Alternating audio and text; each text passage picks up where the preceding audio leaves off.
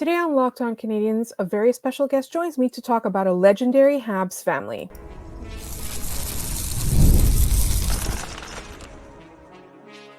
You're Locked On Canadiens, your daily podcast on the Montreal Canadiens, part of the Locked On Podcast Network, your team every day.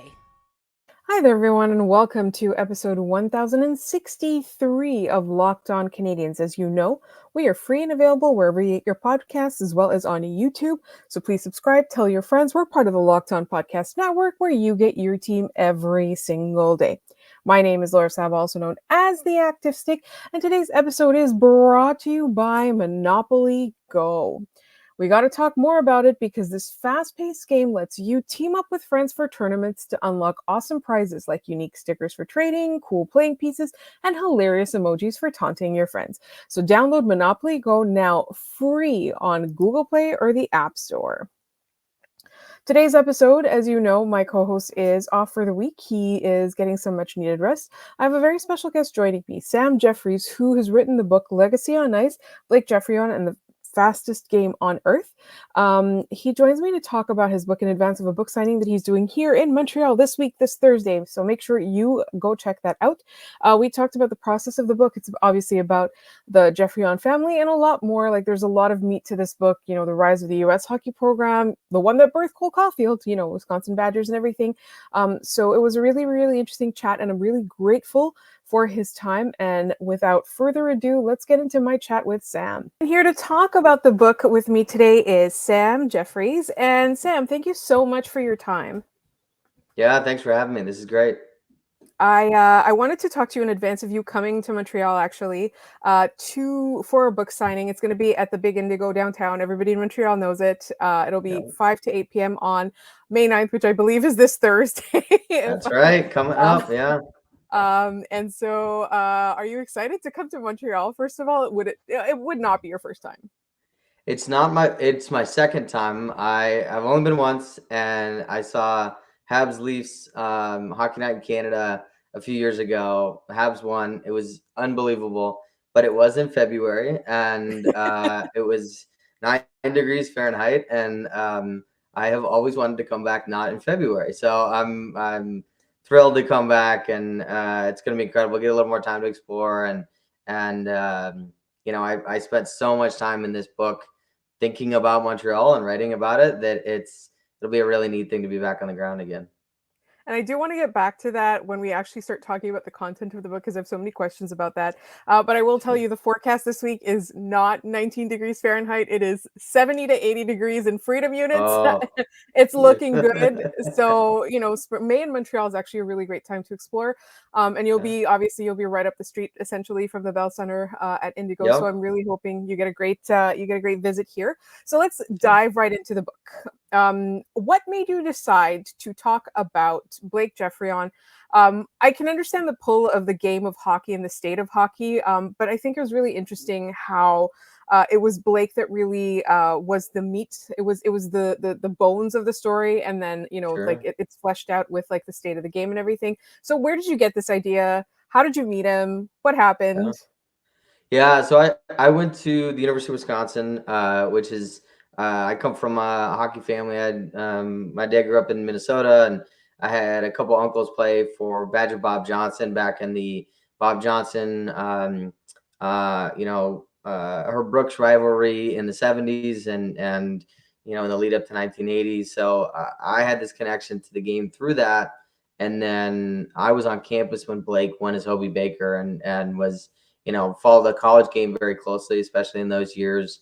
And I always thought he was an incredible player because he found a way to win. He had a real talent for, you know, being a big body guy when he needed to be, but being able to play outside too, being willing to tip pucks. I think growing his game, especially, you know, with that big name on the back of his sweater. And so I got to see some of that. And then, you know, I was so interested in his career, both because of having seen him firsthand and develop and grow with the game, and then also of the legacy that he carried. And I had grown up, you know, knowing about the great Habs teams and you know what that really meant. I think in some ways more than he did.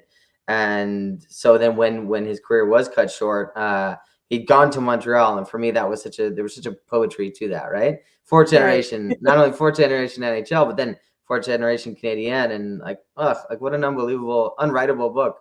Um, and then for him to get injured and have that taken away from him, really, as again he was starting to click, he was starting to to feel what it was like to play at that level, and for me it was such a triumph to tragedy. So I was interested in it. I had known of it, and I ended up reaching out to him both directly and then indirectly through the university, and the then athletic director, who's a very famous name in college athletics, calls Blake up and he said, "Hey, there's this Sam Jefferies guy sniffing around. You want us to give him your number?" And Blake goes, "Yeah, he reached out to me too. I guess I'll call him back." So. I called him back and he called me back and he similarly asked questions like, why me?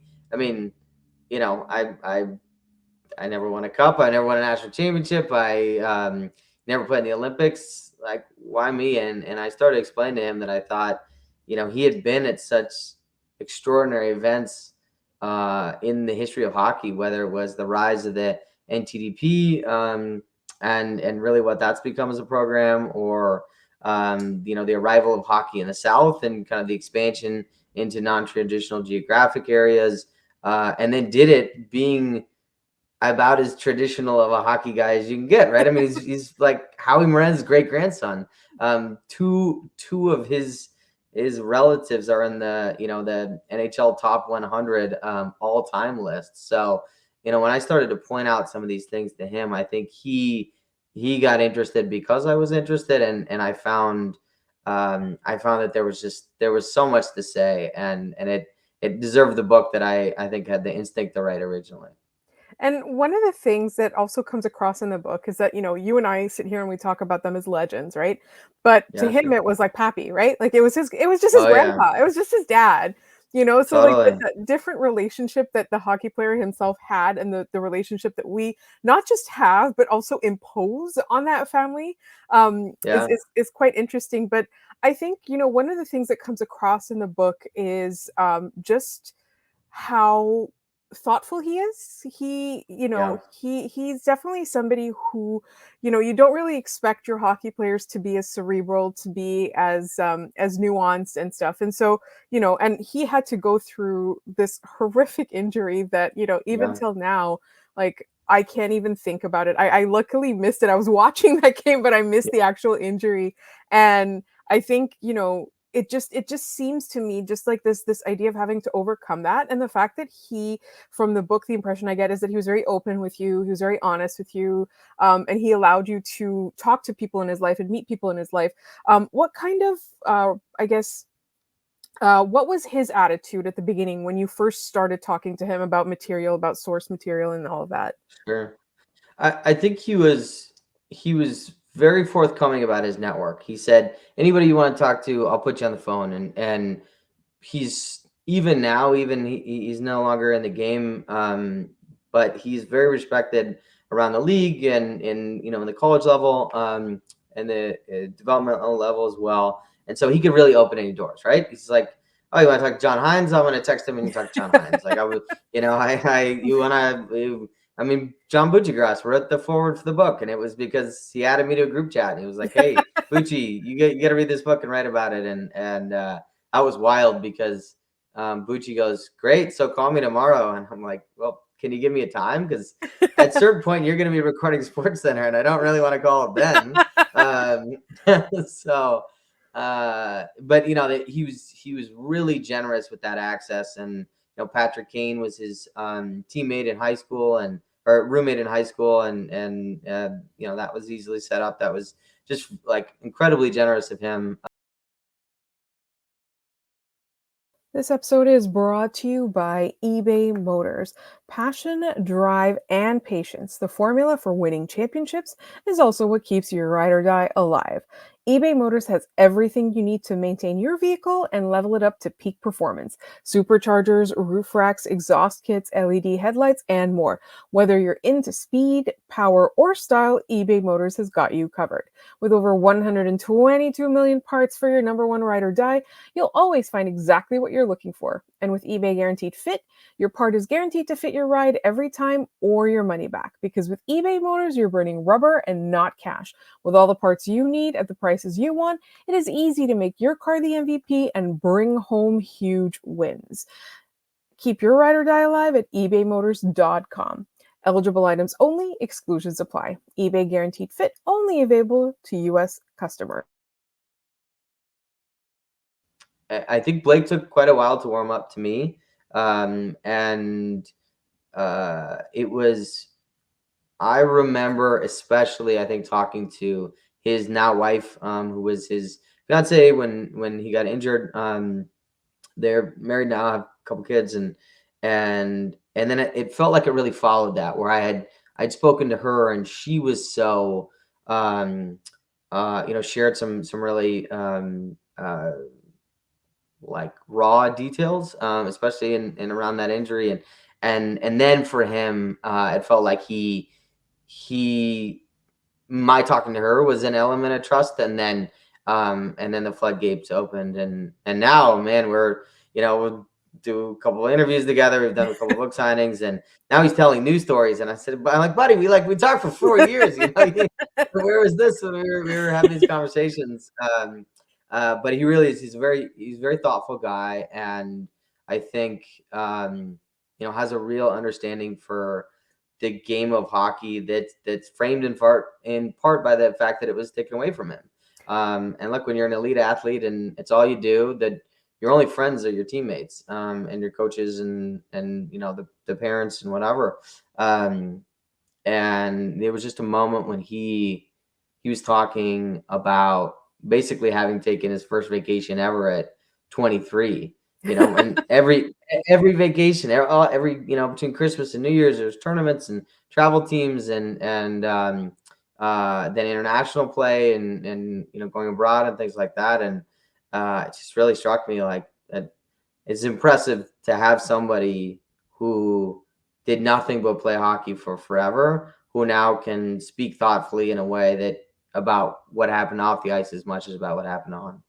Because he also did work in hockey for a while. He was a scout, consultant, all of that. And I think it must be hard when that is your identity. It's not just what you've trained for. It's also just your family legacy. It's like the family business, right? You're not taking over the store. And so for him to like have to come back from that and find a new identity, I think that's really impressive, because honestly, like there would be so many players that would just give up, and the story could go a very different way. But I do kind of want to get into a little bit of, you frame the book in sort of like the stages of his hockey life, right? Like where he started, where he grew up, and then, in Wisconsin, and then winning the Hobie Baker, and then into the US program, and then finally into the pros. And unfortunately, like, and you can kind of tell also from the length of the book, like the section with the pros is like the shortest one. Short, and it's super short, right? Yeah. And it's sort of like, I find that you do a really good job of contextualizing and like setting the scene.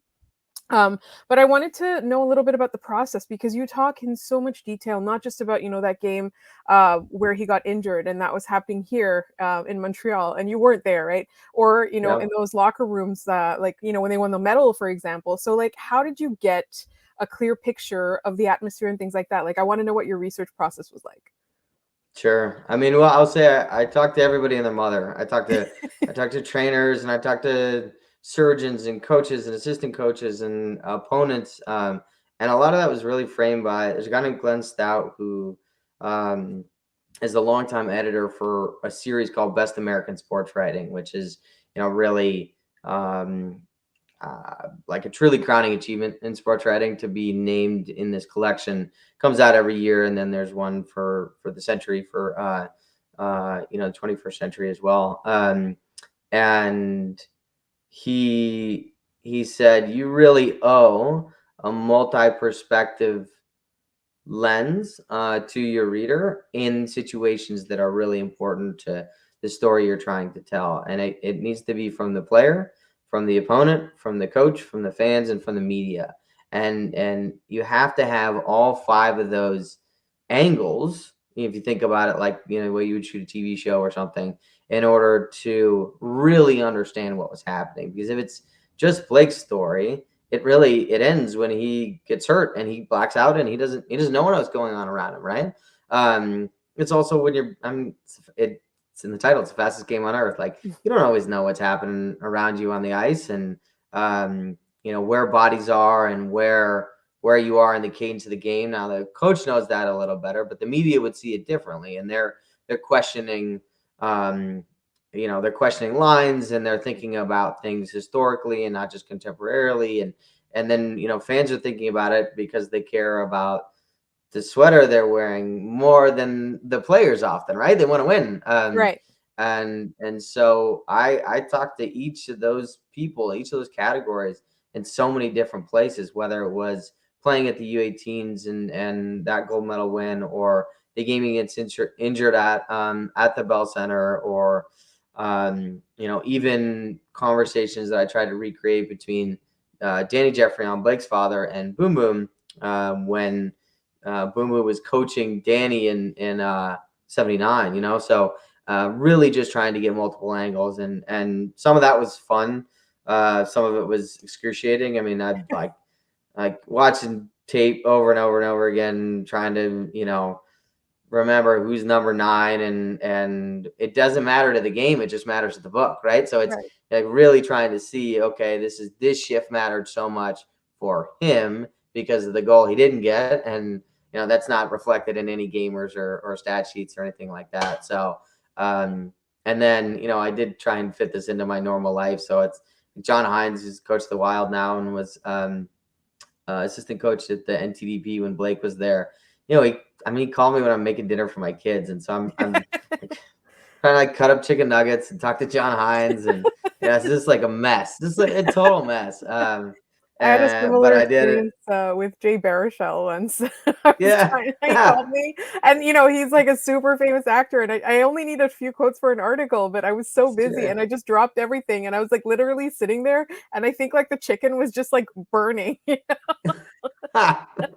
Sorry, I interrupted you, but yeah. No, not at all. I mean, I always Jordan Leopold won the Hobie from Minnesota, and then longtime defenseman, and ended his career with the Wild. And I remember sitting in like a mall parking lot talking to Jordan Leopold, just feeling like a clown, and I'm recording it. It's okay.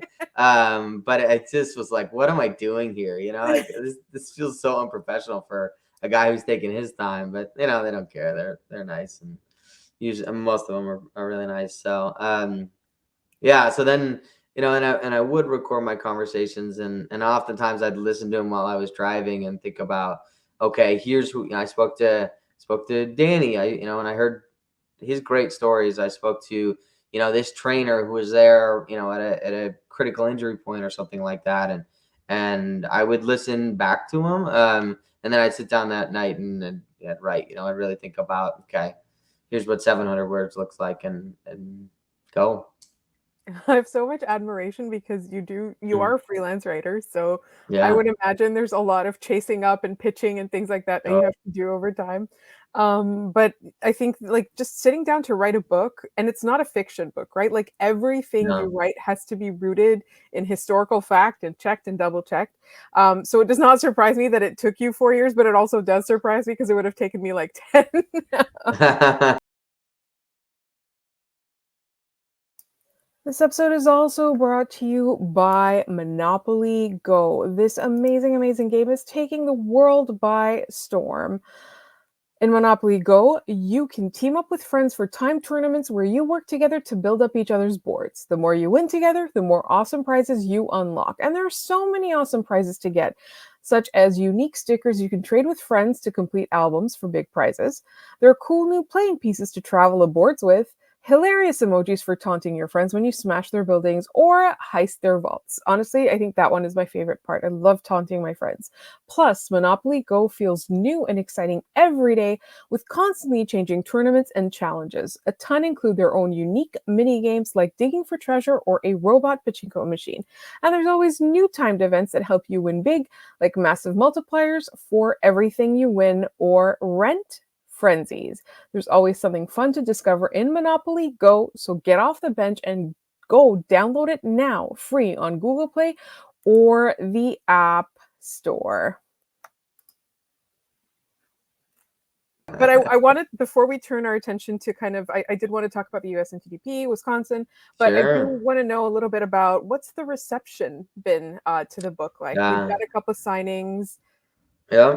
Yeah, it's really been excellent. I really tried to write a different kind of hockey book. I mean, I've read them all, right? And aside from there's Ken Dryden and there's a few others, but a lot of them are the same book, right? And they're a fairly sanitized biography, and they tell some fun kind of raunchy playing in the NHL type stories, and then they rap, right? And they buy a car dealership or something like that. And like, I don't know.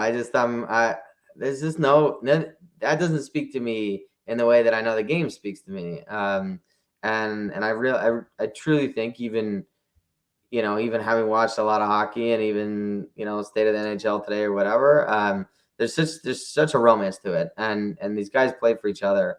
And they play with an intensity, and I mean, even when they lose, there's just so much to be gleaned from it, and the characters that come out of it are phenomenal. So, I don't know. It was just really important to me to feel like if I was going to put the time in, I was going to, put pen to paper. It would not be a sanitized biography.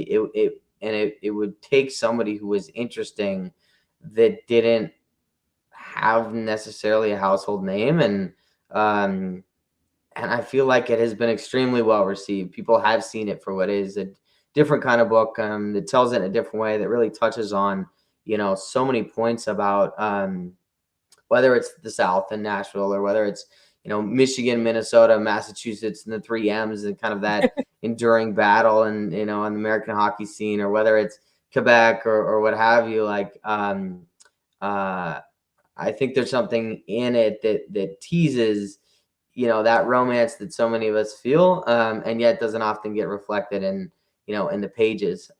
So it's been pretty spectacular. And then, the fans in Nashville, Blake and I were there like 3 weeks ago, and fans in Nashville just feel about him such a different way than fans in Montreal, who didn't really care about his career as much, but cared about what it meant to have him on the ice, have a Geoffrion on the ice again. Yes. Whereas in Nashville, they could care less about Boom Boom. But here is this homegrown, like, Southern American boy, homegrown boy goes home, makes good kind of a thing. Yeah. And we had people coming up with pictures from his original contract signing, and they had jerseys, and they really saw him as a product in Nashville, and that was so different. And then Wisconsin, I mean, he's on Mount Rushmore. Like there's such an affinity. There were so many people who came up and said, it was very funny. We did a book signing there back in November, and there were a lot of younger, like college age women who came up, and I was like, oh, this is so cool. Like, yes, I've tapped into, the Gen Zers. And they were like, can you make it out to my dad? Damn. Which I think is such a great story. Speaking of Wisconsin, obviously this is a Habs podcast. We do have a favorite. We do have a Hobie Baker of our own here in Cole Caulfield. And so I did kind of want to talk a little bit. You talk about it in the book, and I do like how you provide, a few stats and facts to show how far the game has come. And in particular, the USNTDP, like I remember back in the day, like we used to be like, nothing's going to come out of that. Or a guy would come out of that and his projections wouldn't be great because of the program that he came from, right? So it'd be a guy that maybe he's doing really well in that moment, And so that's come really, really far. And I feel like you were probably positioned because it was happening as you were following hockey and growing and becoming a writer. So what are your Yeah. thoughts now on the program? Because like for me, it's one of the things where now you can tell if it's if it's a high pick and it's coming from the USNTDP, you know that that's somebody is a surefire NHLer usually. Yeah, yeah, yeah. I mean, it is. I think every year that is more and more true, and it's certainly in the college level as well. When they're recruiting from the NTDP, they those guys they're lining up around the block to chase them, and that was not true. And from a truly American lens, like there was 1980, and then that was it for a long time.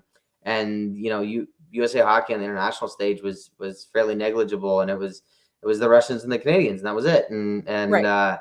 the Swedes and the Finns would have their moments in America. They had its moments, '96 World Cup, things like that, but not in a sustained way that proved that there was a reason these kids were coming, out from the States.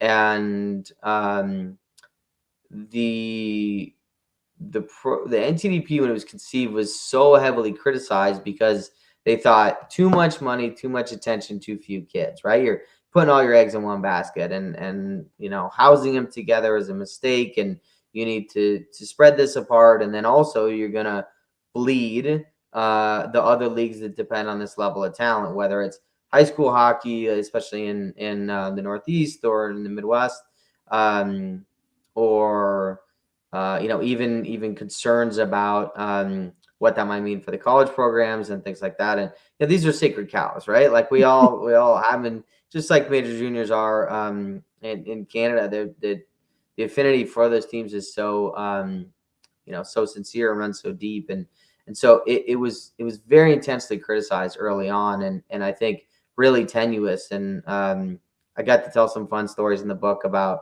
the early NTDP teams playing in the OHL and just getting bounced around, and totally ill-equipped to take it on, and there was just a little oversight. I mean, hiring boxing trainers to help these 17-year-olds learn to fight, and like crazy stuff that we'd never get away with in the age of social media.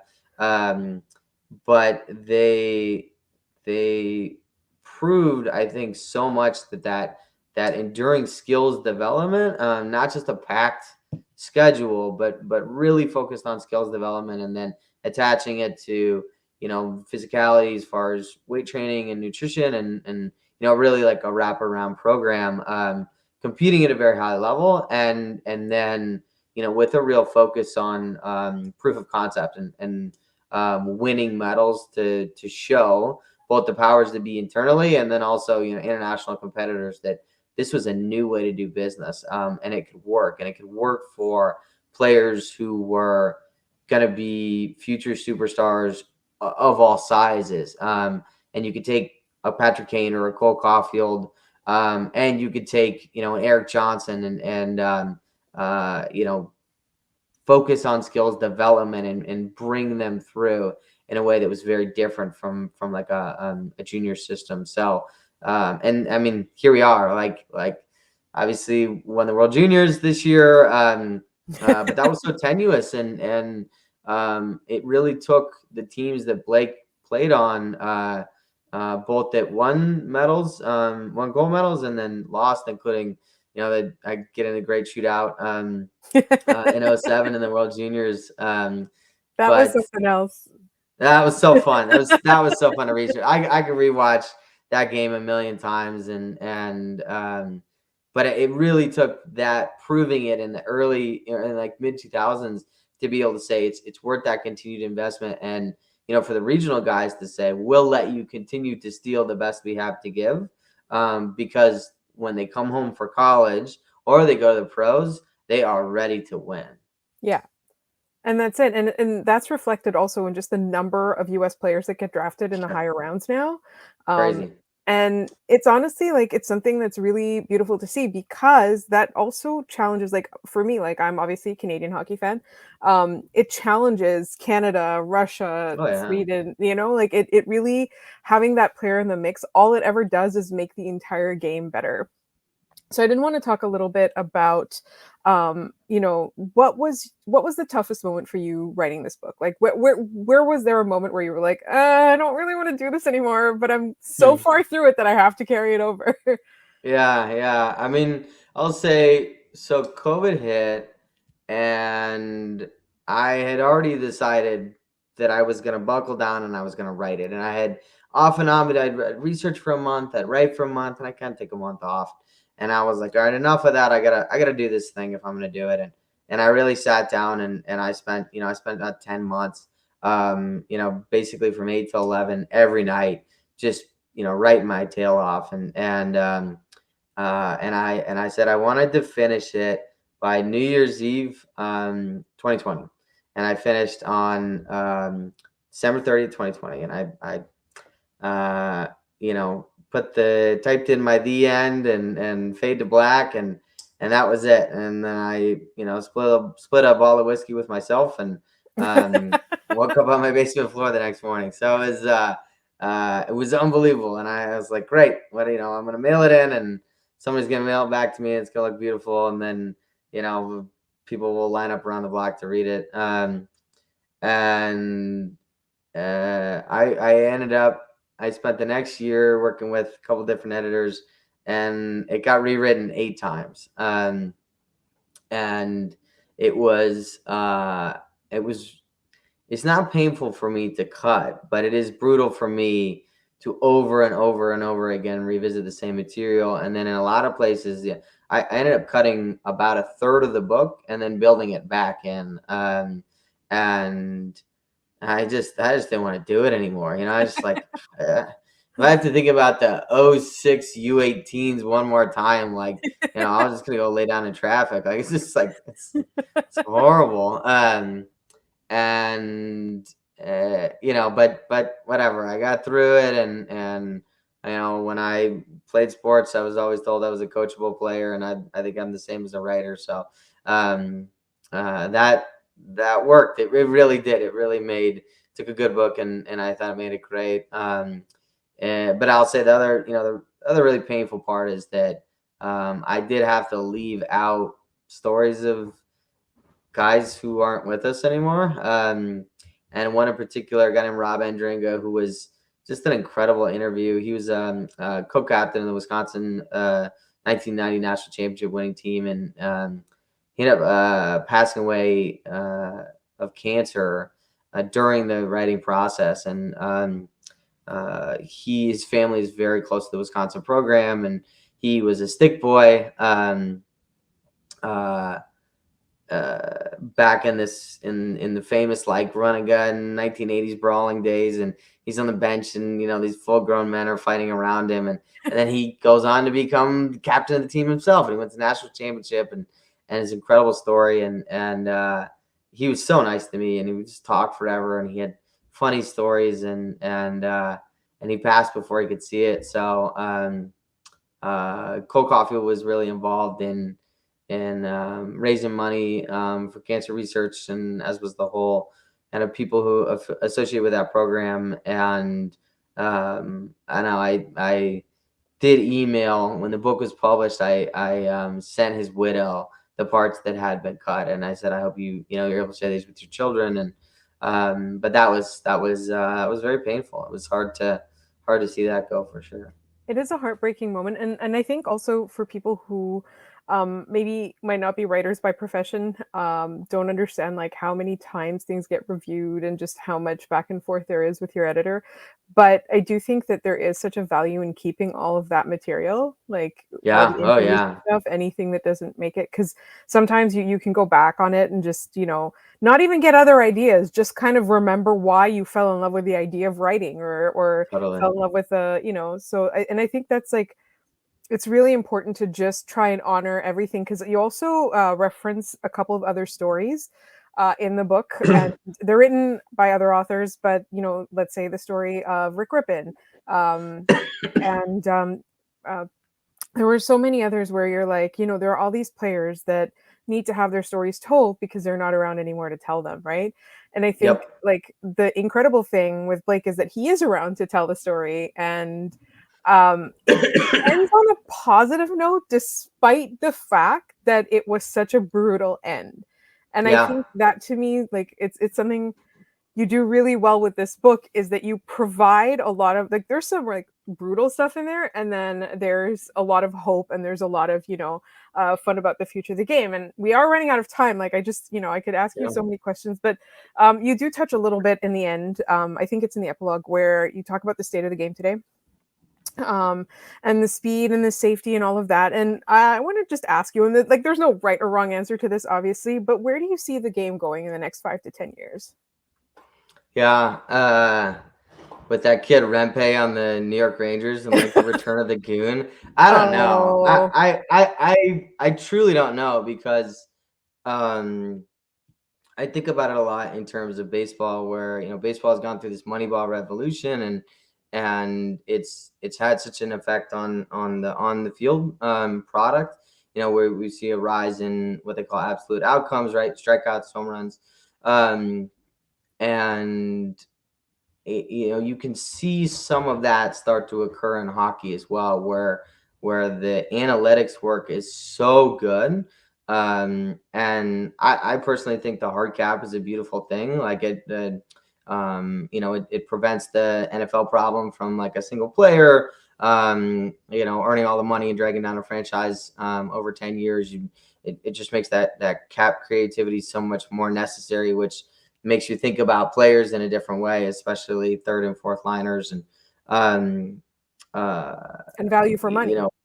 yeah, like value for money is so important, and it really lets the Joe Pavelskis of the world still have, I don't know what the score is at Dallas right now, but like still have a place in the game, and they're slow, and they are I mean, their hands aren't as quick, and they're still prolific scorers, and can find a way to survive in the league longer. So I think you're going to see that, right? I think we saw the swing so hard to younger, and that's in large part, and I get in this book, because younger meant cheaper, and now I think we are swinging back, where between players taking care of their bodies better, and that force cap creativity, there's space for like the 35-year-olds in a way that there didn't used to be. Guys, especially like 10, 12 years ago, they're just torn to pieces.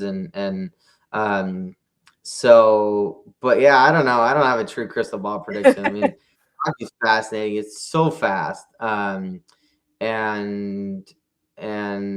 there's such a desire, especially among younger viewers, there's such a desire for like a highlights driven game, Right. which means high offense. And it really makes me wonder, like, are they going to start playing with offsides and things like that? Or bigger nets, And or whatever ideas they yeah, come or up with bigger every nets, 5 minutes. smaller pads, or like, all the different things. But Howie Morenz, Blake's great grandfather, who's was like original superstar of hockey. He got started in a time when forward passes were illegal, and he was like a one-man breakout machine, and that was his game, and that was his move, and he was an innovator because of it. So I think that there are going to be some real changes coming in order to try and prioritize that offense, and it will be really interesting to see what teams do to try and kind of reclaim some of that space. And finally, I will ask you, what is the thing that surprised you the most in your research or writing of this book? Hockey players are terrible storytellers. Uh, That's not surprising. God, I mean, you'd ask these guys, you'd be like, all right, March 9th, 2011, here's the game you're playing in, here's the shift you're playing, and here's who you're lined up against. And they're like, I barely remember March. Like, what? Guys, help me out here. So that surprised me.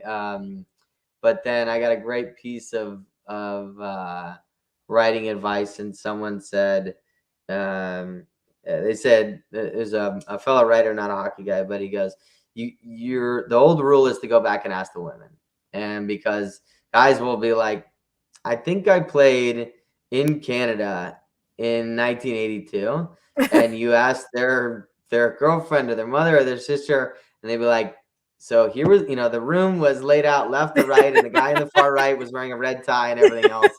And it's so true. So that's really how I finished his book. Was I re-interviewed Blake's mother, his now wife, and it fixed it. It was like, that was the missing detail. And they were incredible. And that was so fun and such a neat way to pull it together. And then, I don't know. It always surprised me the extent to which people care. And they really care, about this game. They care about the players who meant a lot to them at a certain point in their lives. And some of that matters because of what happened. And some of it matters because of they were there with a parent, or they were there with, a friend, or they needed a moment of optimism and it was given to them, or they stuck it out and they saw the only good game in a bad season, or whatever it was. But I have had so many people since the books come out come and tell me that it reminded them of a moment they wish they hadn't forgotten, and they needed to remember, or they remembered so vividly and now get to read about. And that's really been an absolute pleasure. And that's the note we're going to end on. But real quick, tell people where they can find you in 3 days. Yeah. So Thursday, May 9th, I'll be in Montreal. We'll be at the big Indigo downtown, signing books from 5 to 8 p.m. And if you can't make that, the book actually opens at McLean's Pub across the street from the Bell Center. So I'll be there about 5 p.m. on Friday and sign a couple books as well. And really just thrilled to get back to Montreal and telling a part of the city's history too. Sam, thank you so much for joining me today. Thanks for having me.